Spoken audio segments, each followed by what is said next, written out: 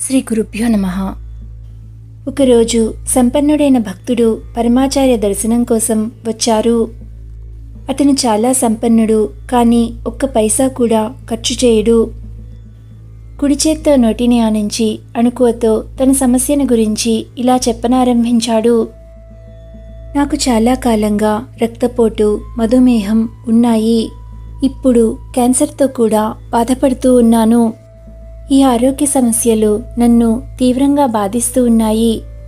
పెరియవ అందించే సహకారం కోసం ఎదురుచూస్తూ ఉన్నాను అని తన బాధను వ్యక్తం చేశాడు.